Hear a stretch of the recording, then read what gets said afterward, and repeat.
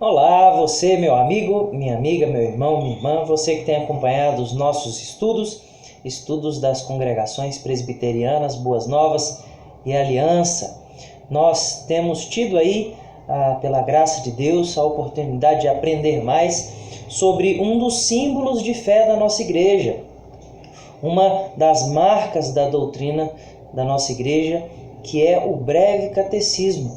Já temos aí há algumas semanas estudado juntos esse símbolo de fé que demonstra de forma simples e muito objetiva pontos muito centrais da nossa doutrina e da nossa fé, daquilo que a gente crê acerca da Escritura, sobre Deus, sobre o homem, sobre o pecado. E nós ainda temos um longo caminho a trilhar, mas é muito bom a gente ver que temos construído um conhecimento juntos. E hoje nós damos continuidade ao nosso estudo com a pergunta de número 7. E a pergunta de número 7 diz assim: que são os decretos de Deus? E a resposta é: os decretos de Deus são o seu eterno propósito, segundo o conselho da sua vontade, pelo qual, para a sua própria glória, ele predestinou tudo o que acontece. Veja bem, essa é uma das perguntas mais complexas que nós tivemos, apesar de, no último estudo, nós também termos analisado um assunto muito complicado que é acerca da Trindade. Contudo, essa pergunta ela é muito interessante para a gente conhecer um pouco mais ou conhecer bastante acerca de um dos aspectos tão importantes do caráter do Senhor, que é a sua soberania, a sua onipotência, ou seja, a sua plenitude de poder e a capacidade que o Senhor tem em realizar tudo quanto lhe apraz, tudo que o Senhor intenta realizar ou ele quer realizar, ele realiza. Vamos então expandir essa pergunta e ao final do estudo de hoje, nosso objetivo é que a gente conheça um pouco mais, entenda um pouco mais acerca dos decretos de Deus, algo que na nossa igreja, Igreja Presbiteriana do Brasil e nas igrejas reformadas, é um assunto que está sempre muito presente nos sermões, nos estudos, nós entendermos a soberania de Deus, entendemos os decretos de Deus e qual é o poder de Deus para realizar a vontade dele. Vamos então voltando um pouquinho para a pergunta: que são os decretos de Deus? Nós temos vivido um período aí de pandemia. Estou falando, né? Vai que tem alguém vendo esse vídeo muitos anos depois, mas eu estou falando em julho de 2020 e tem saído muitos decretos dos prefeitos com relação ao funcionamento do comércio, com relação ao funcionamento dos órgãos públicos, com relação às áreas e os cuidados que devem ser tomados pelas pessoas nas ruas. Então a gente tem essa palavra decreto bem presente no nosso contexto hoje. A gente de vez em quando se pergunta assim: olha, saiu algum decreto novo da prefeitura? Então a gente se pergunta: saiu algum decreto novo da prefeitura, alguma ordenança nova? Então a ideia é que um decreto é sempre uma espécie de ordem para que as coisas aconteçam de acordo com aquilo que foi determinado pela prefeitura, pelo governador, pelo presidente, enfim. E é mais ou menos essa a dinâmica que nós devemos entender acerca dos decretos de Deus. Os decretos de Deus são o seu eterno propósito, aquilo que ele intenta realizar, aquilo que ele deseja realizar, aquilo que ele tem o propósito de realizar, segundo o conselho da sua vontade. Então, Deus, ele não precisa consultar a vontade de ninguém, a não ser ele mesmo e o conselho da sua própria natureza, das pessoas da Trindade, Deus Pai, Deus Filho e Deus Espírito Santo. ele não precisa pedir permissão de ninguém, ele não precisa avaliar o conceito de nenhuma outra criatura. Ele, por sua própria vontade, pelo conselho de sua vontade, ele determina que as coisas acontecem. E também diz assim, pelo qual para sua própria glória ele predestinou. Essa é uma palavrinha interessante também que os presbiterianos aí usam bastante. Deus predestinou, ele determinou todas as coisas que acontecem na história, desde o primeiro segundo da existência até o último segundo da existência, do tempo e da eternidade. Deus já definiu todas as coisas que aconteceram, que acontecem e que ainda irão acontecer. Então, os decretos de Deus, eles são os desejos do Senhor, ou melhor, as determinações do Senhor para todas as coisas segundo a sua própria vontade e visando a sua própria glória. São as determinações do Senhor para as coisas que irão acontecer. São as determinações imperativas do Senhor para todas as coisas, todos os acontecimentos da história. Veja bem, sempre que a gente vai entrar nesse assunto da soberania e dos decretos de Deus, a gente sempre acaba caindo num terreno um pouco escorregadio, porque existem duas verdades que a Bíblia afirma o tempo todo. Então são duas verdades que estão presentes na Escritura, só que elas muitas vezes parecem ser contraditórias. E aí eu quero que você foque nessa palavra. Elas aparentam, elas parecem ser contraditórias, mas elas não são.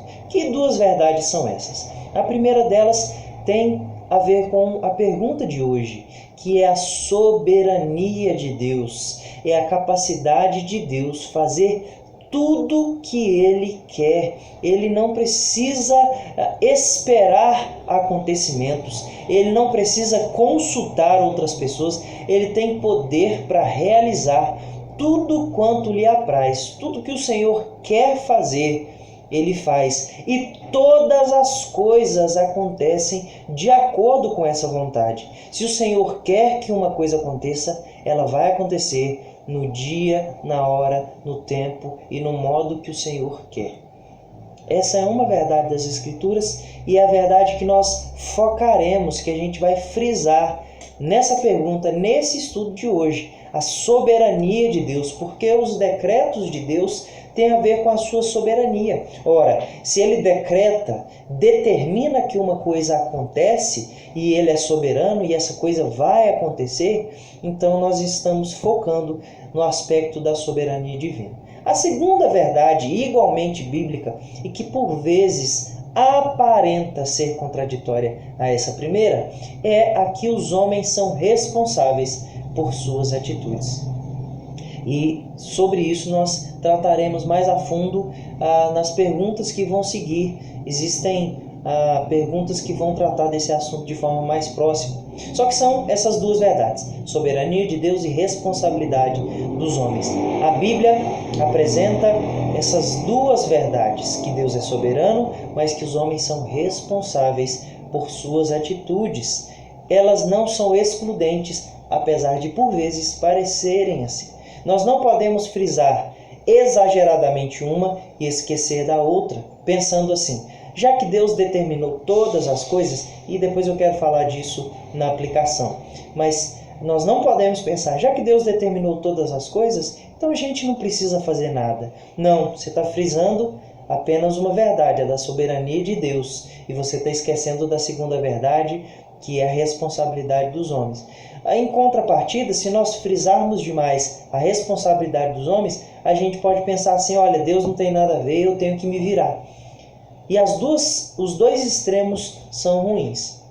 Nós caminhamos sempre entendendo, e eu não sei qual foi o pastor, se foi o reverendo Augusto Nicodemos ou outro pastor, que ilustrou isso muito bem. Ele disse, olha, essas duas verdades são como as duas partes da linha do trem, elas caminham na mesma direção, paralelas, mas elas não se encostam. Então, soberania de Deus e responsabilidade humana são verdades paralelas, mas que muitas vezes a gente pensa que são contraditórias, mas elas não são. Contudo, como eu já disse, nós vamos focar na questão da soberania de Deus. Então, o que é o decreto de Deus? É aquilo que Deus determinou que acontecesse no tempo e na história para que Ele mesmo fosse glorificado. Deus não precisou consultar ninguém, Ele simplesmente decretou que aquilo iria acontecer. E Ele decretou quantas coisas? Você pode pensar. Olha, Ele decretou, Ele determinou absolutamente todas as coisas. Todas as coisas, como eu já disse, que aconteceram desde o primeiro segundo da existência até o último dia do tempo, da consumação dos séculos, já estão escritas, determinadas e acontecerão exatamente da forma que o Senhor quer que aconteçam. Essa é uma verdade amplamente conhecida na Escritura. E eu quero ler alguns textos que apresentam essa verdade para nós. O primeiro texto é o de Romanos, capítulo 11, verso 36, que diz: porque dele, e por meio dele, e para ele são todas as coisas. A ele, pois, a glória eternamente. Amém. A gente também viu esse texto na primeira pergunta, e aqui nos apresenta que todas as coisas acontecem para a glória de Deus. Veja bem, se a resposta diz que ele determinou todas as coisas para a glória dele, esse texto então endossa isso. Todas as coisas são para a glória do nosso Deus. Efésios, no capítulo 1, verso 4 a 6, também fortalece essa ideia. E diz assim: assim como nos escolheu nele, antes da fundação do mundo, para sermos santos e irrepreensíveis perante ele em amor, nos predestinou para ele, para a adoção de filhos por meio de Jesus Cristo, segundo o beneplácito da sua vontade, para louvor da sua glória, de sua graça, que ele nos concedeu gratuitamente no amado. Olha que palavras interessantes. Ele nos escolheu antes da fundação do mundo. Então, havia já um decreto do Senhor, antes da fundação do mundo, para nós sermos santos e irrepreensíveis perante Ele. É isso que o autor, inspirado por Deus, ou seja, a própria palavra de Deus, nos revela, que Ele nos escolheu antes da fundação do mundo. E também uma outra parte interessante desses versículos é que Ele fez isso segundo o beneplácito da sua vontade, segundo o prazer da sua vontade. Então ninguém forçou Deus a nos escolher, mas Ele, pelo prazer da sua vontade, pelo beneplácito da sua vontade, nos escolheu para sermos santos e irrepreensíveis, nos predestinou para a adoção de filhos. Então, nesse aspecto, nós frisamos aqui numa doutrina também importante da Igreja Presbiteriana, que é a de que todos os seres humanos que foram eleitos por Deus serão alcançados pelo Senhor. Existem muitas igrejas evangélicas, e creio eu dei uma pausa aqui porque estava passando um carro de som. Então existem muitas igrejas evangélicas, e creio eu que são a maior parte das igrejas, que elas não observam esse ensino da Escritura. Elas entendem que as pessoas, e é aquela questão de frisar demais em uma dessas duas verdades, soberania de Deus e responsabilidade dos homens. Elas focam exageradamente na responsabilidade dos homens. Então elas entendem que a pessoa que escolhe Deus é a pessoa que, em um tempo da história, ela decide ir até Deus. Mas segundo esse texto, o Senhor nos predestinou, o Senhor antes da fundação do mundo nos escolheu. É lógico que no tempo e na história, um dia nós tomamos a decisão de irmos até Deus, de buscarmos o Senhor, de aprendermos mais o Senhor, de entrar numa igreja, de viver para Deus. Só que antes de nós decidirmos, Deus já havia decidido. E foi o próprio Deus que moveu o nosso coração para isso. é o que a gente chama de predestinação. A predestinação, em um resumo muito simples, a doutrina da predestinação, ela diz que todos os eleitos do Senhor, as pessoas que o Senhor, antes da fundação do mundo, escolheu para que fossem salvas, para que fossem santas e irrepreensíveis, todas essas pessoas que ele escolheu serão salvas. Nós nunca saberemos quem são essas pessoas. Nós temos os nossos vizinhos, os nossos colegas de trabalho, e nós não sabemos quais deles irão se converter e quais não irão se converter. Então isso não é uma coisa para a gente ficar tentando adivinhar quem é predestinado ou não. Nós não conseguimos saber sequer quem é salvo e quem não é além de nós. Nós só podemos dar certeza da nossa salvação. É lógico que pelo fruto nós conhecemos a árvore e nós temos a convicção de que algumas pessoas foram bons servos de Deus, mas nós não podemos ter certeza de ninguém além da nossa própria salvação, além da nossa própria certeza de que Deus um dia nos chamou. Mas isso volta no aspecto e fortalece a verdade bíblica de que Deus decreta todas as coisas, e um dos seus decretos diz respeito àqueles que irão crer, aqueles que irão reconhecê-lo como Deus, reconhecer a Cristo como Senhor e serão salvos. Todos os eleitos, todos os salvos já foram eleitos por Deus e eles estão aguardando o tempo e a história, no tempo e na história, o período em que eles terão então o seu coração quebrantado. E isso não deve nos desanimar a pregar o Evangelho, pelo contrário, deve nos animar a pregar o Evangelho, porque se Deus já decretou que existem pessoas que serão salvas, a nós só cabe sermos instrumentos para levar o Evangelho para elas, porque o Senhor já elegeu, o Senhor já predestinou essas pessoas no seu eterno decreto. Muito bem, Efésios 1:11 fortalece também essa ideia. Diz assim: nele, no qual fomos também feito herança, predestinados segundo o seu propósito, daquele que faz todas as coisas conforme o conselho da sua vontade. Eu quero frisar nessa segunda parte que Deus faz todas as coisas segundo ou conforme o conselho da sua vontade. Deus, ele não é constrangido, ele não tem a sua vontade constrangida, ele faz tudo quanto lhe apraz. Eu quero dar um exemplo aqui muito limitado. É mais ou menos o seguinte: você tem o dono da empresa. O dono da empresa, ele chega na empresa no horário que ele quer. Ele vai para a empresa o dia que ele quer. Agora, o funcionário não.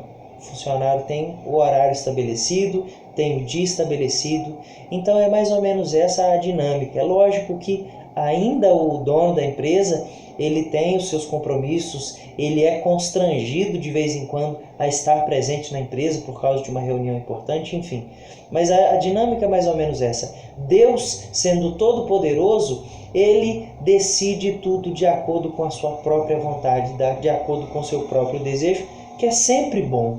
A vontade do Senhor é sempre boa. A gente não pode confundir isso pensando: poxa, Deus então é um tirano que faz tudo sem consultar a gente e tudo já está determinado e não, que coisa péssima. Não, porque a vontade do Senhor é boa, perfeita e agradável. Então, nós devemos entender que Deus faz sim tudo de acordo com a vontade dele, mas isso não é de forma nenhuma uma tirania, mas deve sempre nos fazer confiar mais na provisão, no sustento desse Deus. Tem muitos textos aqui. Atos dos Apóstolos 2:23 diz assim: sendo este entregue pelo determinado desígnio e presciência de Deus, vós o matastes, crucificando-o por mãos de iníquos. Olha, esse texto é um texto que apresenta esse choque entre a responsabilidade dos homens e a soberania de Deus. Porque esse texto está falando acerca de Cristo. Está falando que Cristo foi entregue pelo determinado desígnio e presciência de Deus. Então Deus já havia determinado que Cristo seria entregue, seria crucificado, seria morto pelos nossos pecados. Deus já havia determinado isso. Entretanto, isso não quer dizer que aqueles homens não pecaram. A soberania de Deus não exclui a responsabilidade humana. Deus determinou tudo que aconteceu, que acontece, que acontecerá. Contudo, nós somos responsáveis pelas nossas escolhas, sejam boas ou más. Aqueles homens que entregaram a Cristo cumpriram a vontade de Deus no sentido de que Deus já havia determinado que Cristo morresse e pagasse os nossos pecados naquela cruz. Só que eles pecaram porque eles cometeram algo que era contrário à lei de Deus. Eu sei que é um assunto complicado e talvez isso dê um nó aí na sua cabeça, mas é para a gente entender que até as coisas ruins que os homens fazem estão debaixo dos decretos de Deus. Isso não faz Deus autor da maldade, isso não faz Deus responsável pela maldade, mas nós não podemos também tentando aliviar, dar uma ajudinha para Deus, aliviar a barra de Deus e falar assim, não, o que esses homens maus fizeram não tem nada a ver com Deus, fugiu do controle de Deus. Veja bem, se nós falarmos tentando ajudar a Deus ou limpar a barra de Deus, falarmos que as maldades que são feitas na terra e são feitas pelos homens fugiram do controle de Deus, nós não temos um Deus soberano. Porque se Deus não controla até o que os homens maus fazem, então Ele não controla ninguém. Vamos lá, vamos para o próximo texto. Atos dos Apóstolos 13:48 diz assim: os gentios, ouvindo isso, regozijavam-se e glorificavam a palavra do Senhor. Regozijavam-se e glorificavam a palavra do Senhor. E creram todos os que haviam sido destinados para a vida eterna. Creram todos os que haviam sido destinados para a vida eterna. Veja bem, novamente o aspecto da salvação. Só creram aqueles que foram destinados, aqueles que o Senhor já havia determinado por seus eternos decretos. Efésios, o último texto que eu quero ler nesse bloco, Efésios 3, 10 e 11, diz assim: para que, pela igreja, a multiforme sabedoria de Deus se torne conhecida agora dos principados e potestades nos lugares celestiais, segundo o eterno propósito que estabeleceu em Cristo Jesus, nosso Senhor. Eterno propósito, eterno decreto, eterna vontade. Então esses textos frisam bem, reforçam bem essa ideia de que Deus, que o decreto de Deus é a vontade dele para que as coisas aconteçam de acordo com a sua vontade, de acordo com a sua glória, para a sua glória, e que são decididas pelo conselho de sua vontade na eternidade. O decreto de Deus é aquilo que ele exige, que ele determina que aconteça na história. Tem duas histórias que eu quero que você se lembre e que talvez mais do que esses versículos te ajudem a fortalecer essa ideia de que Deus decreta todas as coisas e até mesmo as coisas difíceis, ruins e perversas que acontecem na nossa vida. A primeira história é acerca de José, o famoso José do Egito, que foi vendido pelos seus irmãos, ficou preso durante muitos anos, mas depois de ter interpretado o sonho de Faraó, e eu espero que os irmãos conheçam essa história, se não conhecem, leiam o livro de Gênesis, que vai contar a história de José. Então José foi vendido pelos irmãos, ficou preso, e depois de ter interpretado o sonho de Faraó, ele é elevado à posição de vice-governador, vice-regente. Abaixo de Faraó estava José e ele governava sobre todas as coisas ali no Egito. E ele teve a oportunidade de se vingar dos seus irmãos que vieram depois de um período de fome até o Egito. E ele, ao invés de se vingar pensando assim, olha, vocês me fizeram mal e agora eu vou fazer mal para vocês. Veja bem o que ele diz. Gênesis 45, de 4 a 7, diz assim: disse José a seus irmãos: agora chegai-vos a mim. E chegaram-se. Então disse: Eu sou José, vosso irmão, a quem vendestes para o Egito. Agora, pois, não vos entristeçais, nem vos irriteis contra vós mesmos, por me haverdes vendido para aqui. Porque para a conservação da vida, Deus me enviou adiante de vós. Porque já houve 2 anos de fome na terra e ainda restam 5, em que não haverá lavoura nem colheita. Deus me enviou adiante de vós, para conservar vossa sucessão na terra, para vos preservar a vida por um grande livramento. Quem vendeu José? Não foram os irmãos? Então, como José agora está falando, Deus me enviou. José mesmo reconhece: vocês me venderam para o Egito, mas não precisa ficar triste, porque isso foi pelo eterno decreto de Deus. Deus me enviou. Foi Deus que coordenou até mesmo a maldade de vocês. Deus coordenou todas essas coisas para que a vida fosse preservada na terra, para que a sucessão da casa de Jacó, do povo de Abraão, dos filhos de Abraão, fosse preservada na terra. Então José, mesmo depois de ter sido preso, mesmo depois de ter sido passado uma vida difícil, ter sido vendido pelos próprios irmãos, ele reconhece que Deus estava no controle de todos aqueles acontecimentos. Outro exemplo bíblico, e que eu também espero que vocês conheçam a história, é a de Jó. Jó era um homem temente a Deus, e acontece ali um diálogo entre Deus e o diabo, entre Satanás, e é um diálogo bem interessante para nos fazer entender que Deus, ele ordena, ele é Senhor até sobre o diabo. E é algo perigoso de falar assim, sem explicar muito bem, mas eu quero que você entenda que o diabo, ele é inimigo de Deus, mas ele não age sem que seja uma vontade permissiva do Senhor, ou uma vontade, digamos assim, que o Senhor permite certa maldade do diabo para que o próprio Deus seja glorificado. E é o que acontece na vida de Jó. Satanás instiga ali e fala assim: olha, mas Jó te serve porque ele tem muitas coisas. E aí o Senhor então dá permissão para que Satanás agisse na vida de Jó. Jó perde os bens, perde os filhos, é acometido de uma doença. E Jó diz assim, presta atenção. Jó 1, 20 e 21. Então Jó levantou, rasgou seu manto, raspou a cabeça, lançou-se em terra e adorou. E disse: No saí do ventre da minha mãe e não voltarei. O Senhor deu e o Senhor tomou. Bendito seja o nome do Senhor. Veja, Jó não está falando assim: olha, que foi uma fatalidade do destino. Não.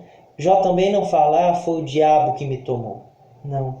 Ele diz: Deus me deu e Deus me tomou. É a compreensão da soberania de Deus. Todos os homens na Bíblia entendiam essa soberania, compreendiam, os grandes homens da fé, compreendiam que Deus estava no controle de todas as coisas, que Deus já havia determinado toda a história, todos os acontecimentos. Os decretos de Deus são essas coisas que foram determinadas. Nós não temos acesso à maioria dos decretos de Deus. Não sabemos o que vai acontecer amanhã. Não sabíamos que passaríamos esse ano difícil de pandemia. Só que temos que ter uma coisa em mente: isso está de acordo com o decreto de Deus. Deus já havia determinado que o ano de 2020 seria assim. Deus já havia determinado que nós estaríamos aqui hoje passando por esse momento. Deus já determinou as consequências desse ano e aquilo que vai acontecer. E todas as coisas, no final das contas, cooperam para o nosso bem e glorificam a Deus. É isso que nós devemos ter certeza. Eu quero então concluir com você, deixando de uma forma mais clara, dizendo que os decretos de Deus são as decisões eternas que o Senhor, por sua soberania, tomou sobre todas as coisas. Os decretos de Deus são as decisões do Senhor, que o Senhor, por sua soberania, tomou sobre todas as coisas. Todas as coisas. Uma folha cai de uma árvore, porque assim é a vontade do Senhor. Um pardal cai do céu, porque assim é a vontade do Senhor. Nós nascemos porque foi a vontade do Senhor. Nós morremos porque foi a vontade do Senhor. nada foge do controle soberano do Senhor, porque Ele já decretou todas as coisas. O que isso deve fazer na nossa vida? Nós devemos crescer na confiança do Senhor. Nós devemos entender que mesmo que as coisas pareçam terrivelmente fora de controle, Deus está no controle de todas as coisas. Ele já decretou que todas as coisas acontecessem, e alguns dos decretos de Deus nós sabemos. Um deles é que Cristo voltará e todos os eleitos serão salvos e enfim morarão na eternidade com Ele. Essa certeza de que esse plano que foi posto em prática no primeiro dia da criação, ele vai se concluir no último dia da criação. Deus não vai perder o controle do seu plano, do seu projeto. Às vezes a gente perde o controle, a gente começa a fazer um projeto, vamos supor, a construção de uma casa, no meio do caminho acontece um imprevisto, a gente não tem condição de terminar, a gente entra no emprego e no meio do caminho a gente tem que sair, a gente perde o controle das coisas, mas Deus não. Ele já determinou todas as coisas que irão acontecer e todas essas coisas vão acontecer inevitavelmente. Nós não temos poder para mudar os decretos do Senhor. Contudo, nós somos responsáveis pelas nossas atitudes. Fica aí esse adendo, mas isso é um assunto para outro vídeo. No mais, que Deus te abençoe, que você tenha sido edificado, que você tenha vontade de aprender um pouco mais sobre o caráter de Deus, que você queira conhecer esse Deus que é tão grandioso, que controla cada centímetro do universo e nada foge do seu controle. Ele já decretou todas as coisas e que você tenha esse desejo de conhecer mais o Senhor. Deus te abençoe e até o próximo vídeo, até a próxima semana. Um abraço.